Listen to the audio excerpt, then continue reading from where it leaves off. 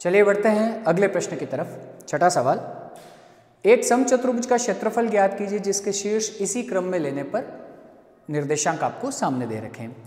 पहली बात, समचतुर्भुज क्या होता है? ऐसा चतुर्भुज जिसकी चारों भुजाएं लंबाई में बराबर हो और इसके चारों सिरों के निर्देशांक आपको दे रखे हैं। पहले सिरे के 3, 0, 4, 5, -1, 4 और -2, -1। ठीक है, आपको इसका क्षेत्रफल ज्ञात करना है। तो बच्चों, समचतुर्भुज का क्षेत्रफल ज्ञात करने का सूत्र है 1/2 इंटू पहला विकर्ण इंटू दूसरा विकर्ण। दोनों विकर्णों की लंबाई चाहिए इसका क्षेत्रफल ज्ञात करने के लिए। और आप चित्र में देख सकते हैं इसके विकर्णों के क्या क्या नाम बनेंगे। पहला विकर्ण बनेगा AC और दूसरा विकर्ण बनेगा BD। तो आपको इन दोनों की लंबाइयां ज्ञात करनी पड़ेगी। और निर्देशांक ज्यामिति में समतल में स्थित किन्हीं दो बिंदुओं के बीच की दूरी ज्ञात करने के लिए हमें दूरी सूत्र मिला है। दोनों सिरों के निर्देशांक है तो दूरी सूत्र के प्रयोग से हम उस लंबाई को ज्ञात कर सकते हैं। तो आपको पहले चारों शीर्ष के निर्देशांक लिख लेने हैं।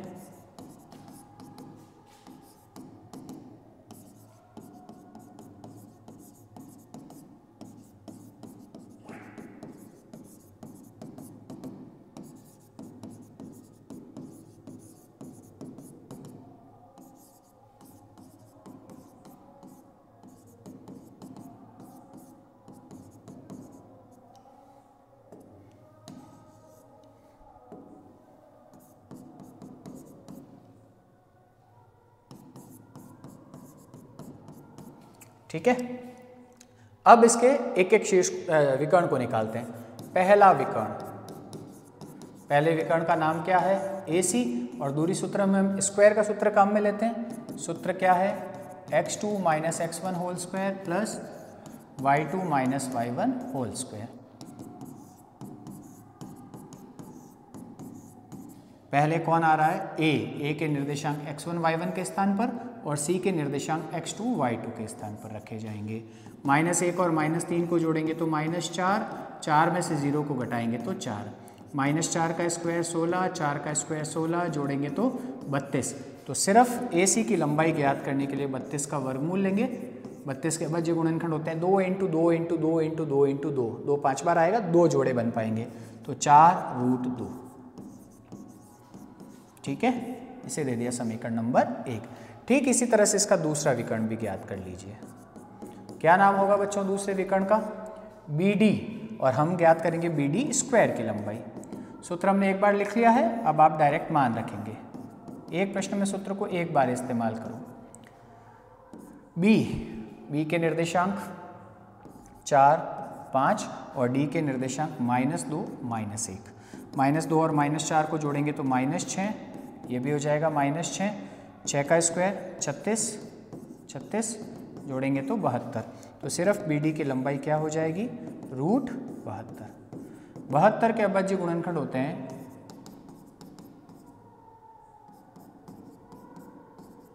2 दूनी 4 दूनी 8 तिया 24 तिया 72। किसके जोड़े बन रहे हैं? 2 और 3 का जोड़ा बन गया, 2 तिया 6√2 इकाई। तो इस तरह से हमने इसके दोनों विकर्णों की लंबाई ज्ञात कर ली। अब हमें इसका क्षेत्रफल ज्ञात करना है। तो अभी मैंने आपको बताया कि समचतुर्भुज का क्षेत्रफल ज्ञात करने का सूत्र क्या है?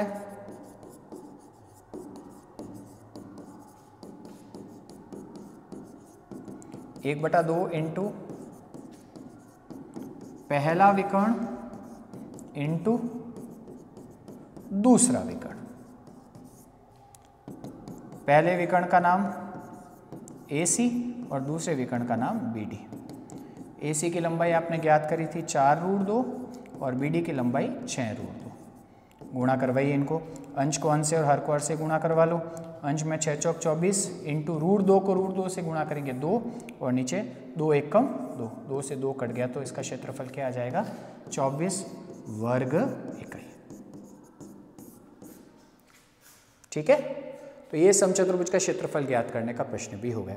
तो चतुर्भुज में दो तरह के प्रश्न आपके आ गए हैं। एक तो समांतर चतुर्भुज जिसमें आपको किसी सिरे के निर्देशांक पूछे जाएंगे और वहां पर आपको लेना है विकर्णों के मध्य बिंदु वाला नियम काम में।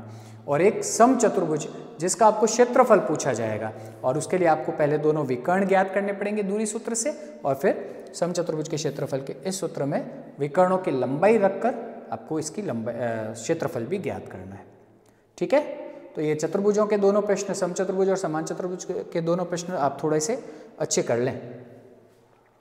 चलिए,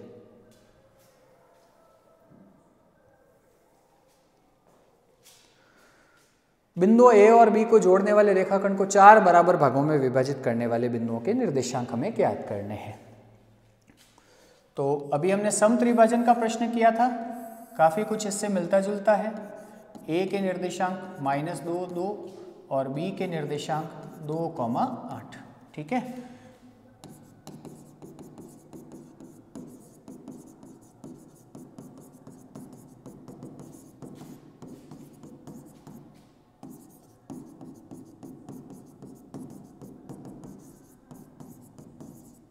ठीक है, 4 बराबर भाग करने हैं, और हम जानते हैं किसी भी रेखाखंड को 4 बराबर भागों में बांटने के लिए समान दूरी पर 3 बिंदु अंकित करने पड़ेंगे, तब रेखाखंड 4 भागों में बढ़ जाएगा।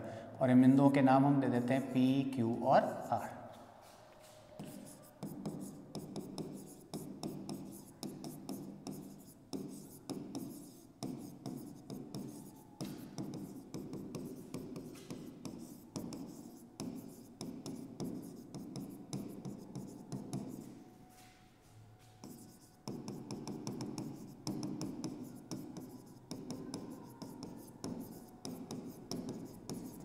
ठीक है भाई, P, Q और R रेखाखंड AB को 4 बराबर भागों में बांटते हैं। इसका मतलब ये हुआ, पहला भाग AP, दूसरा भाग PQ, तीसरा भाग QR और चौथा भाग RB, चारों भाग बराबर होंगे। और अभी हमने बात करी थी कि जब कोई लंबाइयां बराबर होती हैं तो वह किस अनुपात में लिखी जाती हैं? 1:1:1:1:1। ठीक है, चारों के अनुपात हमने निर्धारित कर लिए। अब इस प्रश्न को आगे बढ़ाने के 2 तरीके बच्चों। पहला, हम अंतःविभाजन का नियम काम में लें और एक एक सिरे के निर्देशांक ज्ञात करें। आप बताइए मुझे, P पूरे रेखाखंड को किस अनुपात में विभाजित करता है? 1:3। ठीक है, तो अंतःविभाजन वाला नियम भी काम में ले सकते हैं, और बार बार आपको 3 बार ये अंतःविभाजन का नियम काम में लेना पड़ेगा। दूसरा क्या तरीका बन सकता है?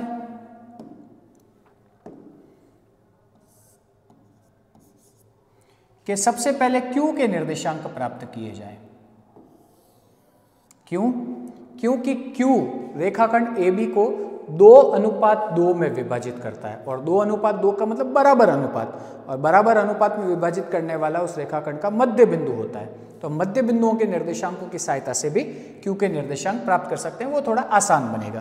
तो यहाँ यही शुरू करना है, क्योंकि Q रेखाखंड AB को 2:2 में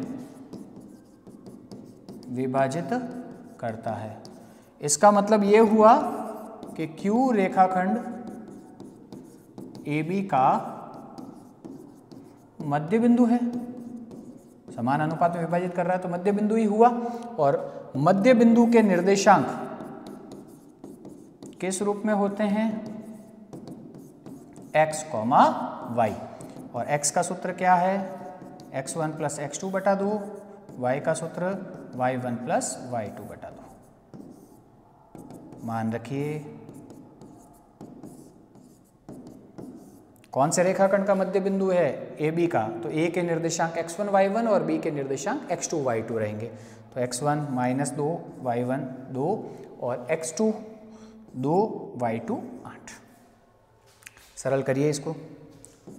-2 और 2 को जोड़ेंगे तो 0, और 0 में 2 का भाग कितनी बार जाएगा? 0 बार। 2 और 8 10, 10 में 2 का भाग जाएगा 5 बार। तो इसका मतलब Q के निर्देशांक आपके क्या प्राप्त होंगे? 0,5। ठीक है बच्चों, सबसे पहले आपको Q के निर्देशांक प्राप्त करने हैं। अब आगे P को लेंगे आप, और मुझे बताइए P रेखाखंड AQ को किस अनुपात में विभाजित करता है? 1:1। मतलब P रेखाखंड AQ का मध्य बिंदु है, और इसमें फिर मध्य बिंदुओं के निर्देशांक काम में लेने हैं। क्योंकि AQ का विभाजन हो रहा है तो इसके निर्देशांक x1 y1, इसके निर्देशांक x2 y2, आपको P के निर्देशांक ज्ञात करने, बिल्कुल यही फॉर्मेट रहेगा। फिर R रेखाखंड QB को किस अनुपात में विभाजित कर रहा है? 1:1 बराबर अनुपात है, इसका मतलब R QB का मध्य बिंदु है। तो फिर इसमें मध्य बिंदु के सूत्र काम में लेके R के निर्देशांक भी प्राप्त करने। तो एक भाग मैंने कर लिया, शेष दोनों भाग आप खुद करेंगे मध्य बिंदुओं के सूत्र लगाकर। ठीक है, लिखने का तरीका बिल्कुल सेम इसी तरह से रहेगा।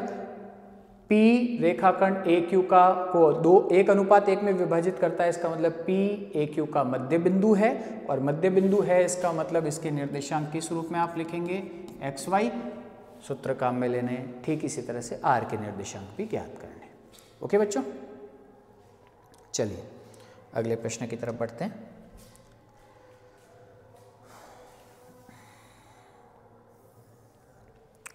ये आप लोगों के अभ्यास के लिए, वह अनुपात ज्ञात कीजिए। क्लियर हो गया, अनुपात ज्ञात करना है। और फिर आप क्या ढूंढेंगे? विभाजन शब्द। विभाजन आ गया, और विभाजन आते ही हमारे पास ऐसा चित्र आ जाना चाहिए। ये रेखाखंड का पहला सिरा, ये दूसरा सिरा, और ये विभाजित करने वाला बिंदु। A के निर्देशांक 1 - 5 और B के निर्देशांक -4,5। इसे कौन विभाजित कर रहा है? ये जो विभाजित करने वाला बिंदु है ये कौन से अक्ष पर स्थित है?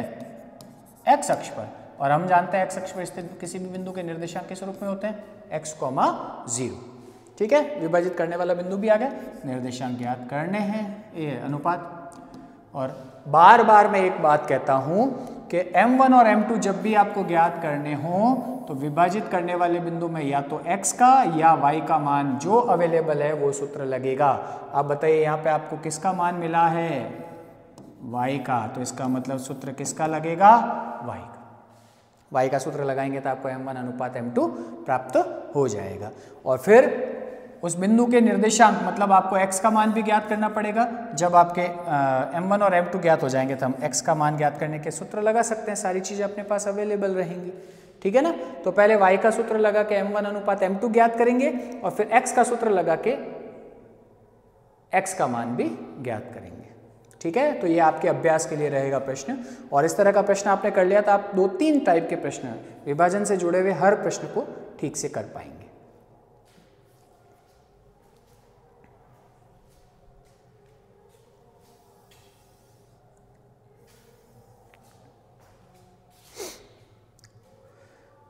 जांच कीजिए कि क्या बिंदु 3, 1, 6, 4 और 8, 6 सरेखी है।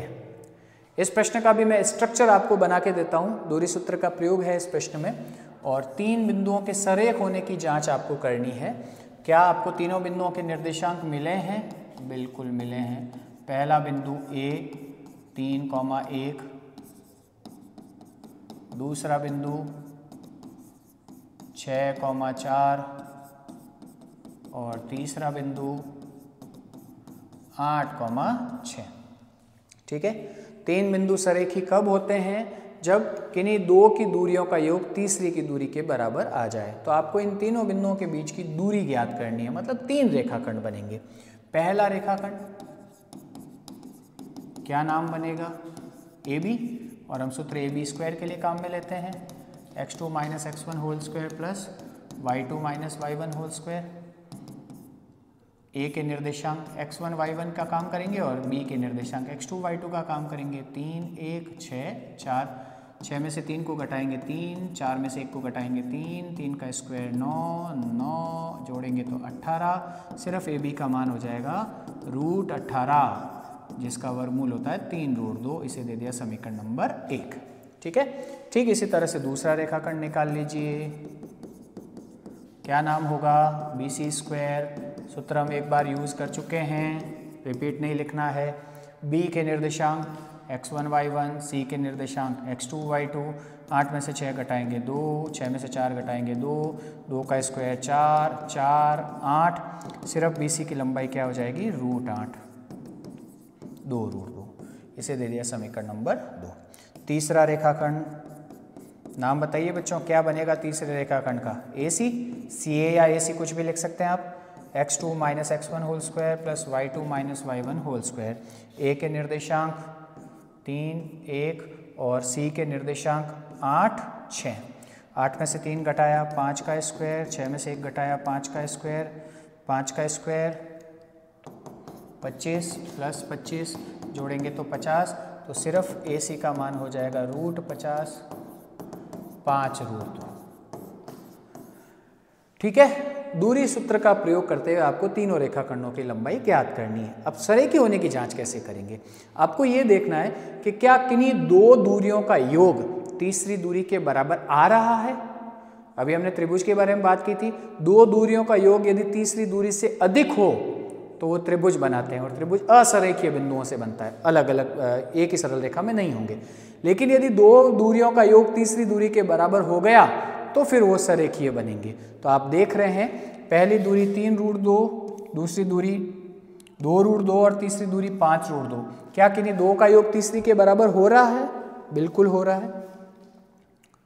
समीकरण 1, 2 व 3 से हम देख पा रहे हैं कि AB और BC, AB की लंबाई आपको मिली 3√2 और BC की लंबाई 2√2, जिनका जोड़ क्या हो रहा है 5√2, और 5√2 किसका मान है? AC का। दो दूरियों का योग तीसरी दूरी के बराबर आ रहा है, इसका मतलब अतः बिंदु A, B तथा C क्या रहेंगे? सरेखी। ठीक है, दो दूरियों का योग यदि तीसरी दूरी के बराबर हो जाता है तो वह तीनों बिंदु सरेखी होते हैं, मतलब एक ही सरल रेखा में होते हैं। ठीक है, चलिए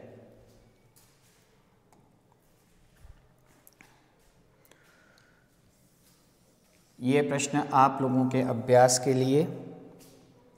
जांच कीजिए कि बिंदु 3, 0, 6, 4 और -1,3 एक समकोण समद्विबाहु त्रिभुज के शीर्ष हैं। 3 सिरों के निर्देशांक आपको दे रखे हैं। आप पहले शीर्ष को नाम देंगे A, दूसरे को B, तीसरे को C। नाम आप अपने अनुसार कुछ भी दे सकते हैं। तीनों भुजाएं ज्ञात करनी है। पहली भुजा AC, AB², BC² और AC²।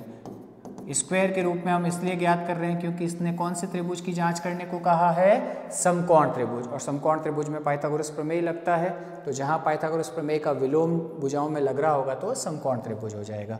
इसे देना है समीकरण नंबर 1, इसे देना है 2 और इसे देना है 3। तीनों भुजाओं के वर्ग निकालने हैं। फिर समद्विबाहु त्रिभुज कब होगा? यदि कोई दो लंबाइयां बराबर हो जाए। और समकोण त्रिभुज कब होगा? यदि किन्हीं दो के वर्गों का योग तीसरे के वर्ग के बराबर आ जाए।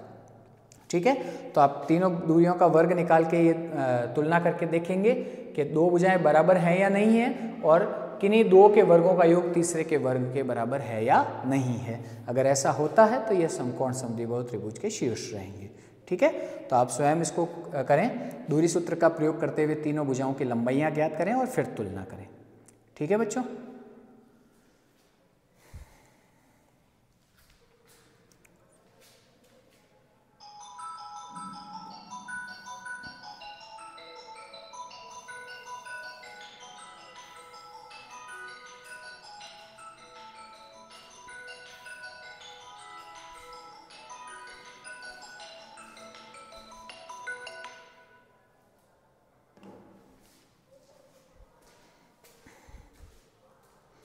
चलिए किसी समतल में 4 बिंदु दे रखे हैं। सिद्ध कीजिए कि PQRS एक वर्ग नहीं समचतुर्भुज है। इसे भी आपको ही करना है दूरी सूत्र का प्रयोग लेते हुए। 4 सिरों के निर्देशांक दे रखे हैं P, Q, R और S। P के निर्देशांक 2, -1, 3, 4, -2, 3 और -3, 2। अब आपको इसे वर्ग सिद्ध करना है, तो वर्ग सिद्ध करने के लिए या समचतुर्भुज सिद्ध करने के लिए आपको 6 लंबाइयां ज्ञात करनी पड़ेंगी। 4 भुजाएं, पहली भुजा PQ, दूसरी भुजा QR, तीसरी भुजा RS और चौथी भुजा PS। ठीक है, यदि ये चारों भुजाएं बराबर आ रही हैं तो वह क्या हो जाएगा? एक समचतुर्भुज। और फिर वर्ग सिद्ध करने के लिए आपको दोनों विकर्ण ज्ञात करने पड़ेंगे। विकर्णों के नाम क्या क्या होंगे बच्चों? एक विकर्ण PR और दूसरा विकर्ण QS। तो यदि इस चतुर्भुज की केवल चारों भुजाएं बराबर हों तब तो ये रहेगा समचतुर्भुज। लेकिन यदि चारों भुजाओं के साथ साथ दोनों विकर्ण भी बराबर हो जाएं तो ये बनेगा वर्ग। तो कुल मिलाकर आपको 6 लंबाइयां ज्ञात करनी है और तुलना करनी है। यदि चारों भुजाएं बराबर है तो वह समचतुर्भुज रहेगा, चारों भुजाओं के साथ साथ अगर दोनों विकर्ण भी बराबर हैं तो वर्ग रहेगा। ठीक है, दूरी सूत्र का प्रयोग करें, 6 लंबाइयां ज्ञात करें, जैसे अभी हमने आयत वाले प्रश्न में करा था। समदूरस्थ से जुड़ा हुआ एक और प्रश्न, अगर आपने स्ट्रक्चर बनाना सीख लिया है तो अब ये प्रश्न आपके लिए बहुत आसान रहेंगे। क्या इसमें समदूरस्थ शब्द है? बिल्कुल है, तो हमें सबसे पहले उल्टा भी बनाना है। क्या इसमें और शब्द है? ये रहा, तो और के दोनों और आने वाले सिरे रह जाएंगे, P 5, -3 और R x, 6। इन दोनों से समदूरस्थ बिंदु Q है 0, 1। क्या ये दोनों रेखाखंड बराबर हैं? ठीक है, तो समीकरण क्या बनेगा? Q की P से दूरी और Q की R से दूरी बराबर है, और जब ये बराबर है तो इनके वर्ग भी बराबर लिखे जाएंगे, और इस समीकरण की सहायता से आप किसका मान प्राप्त करेंगे? x का। ठीक है, कर चुके हैं हम इस तरह का प्रश्न। दोनों तरफ आपको मान रखने हैं और पक्षांतर करके x का मान आपको इसमें ज्ञात करना है। द्विघात नहीं बनेगा, ठीक है ना, x² का पद कट जाएगा, सिर्फ x बचेगा। फिर इसने दूसरा प्रश्न क्या पूछा है? दूरी PR भी ज्ञात कीजिए। ये रहा P और ये रहा R, आपको ये दूरी ज्ञात करनी है, और दूरी ज्ञात करने के लिए हमारे पास दूरी सूत्र होता है। और दूरी सूत्र कब अप्लाई होता है? जब दोनों सिरों के निर्देशांक पूरे हों। क्या आपके पास P के निर्देशांक हैं? R के निर्देशांकों में कौन मिसिंग है? x। तो x आप इस संबंध की सहायता से ज्ञात करेंगे ही। जब आप इसको सरल करेंगे तो आपको किसका मान मिलने वाला है? x का। x का मान रखकर आप P और R के बीच की दूरी भी ज्ञात कर सकते हैं। तो दो प्रश्नों का कॉम्बिनेशन है इसमें। पहले समदूरस्थ की सहायता से आपको x का मान ज्ञात करना है, और फिर जब x ज्ञात हो जाए तो फिर दूरी सूत्र का प्रयोग करते हुए P और R के बीच की दूरी ज्ञात करनी है। ओके, स्ट्रक्चर मैंने बना दिया है, आप इसे सूत्रों में मान रखकर पूरा जरूर करें। तो इस तरह से ये हमने 7th चैप्टर के सारे सेक्शन एक बार देख लिए और ऑलमोस्ट सभी तरह के प्रश्नों पर हमने बात कर ली है। अब आगे का काम आपका है, ठीक है ना। तो जिस तरह से मैंने यहाँ पर प्रश्नों के सॉल्यूशन आप लोगों को बताए हैं, आप उन्हें अच्छे से देखें, और जो जो प्रश्न मैंने वापस आपके अभ्यास के लिए दिए हैं उनको खुद ज़रूर करें, ठीक है ना। जितना ज़्यादा अभ्यास आप करेंगे उतने प्रश्न आपको अच्छे से तैयार मिलेंगे। ओके बच्चों, तो अगले वीडियो में हम जल्द मिलेंगे एक नए चैप्टर के साथ। तब तक के लिए थैंक यू।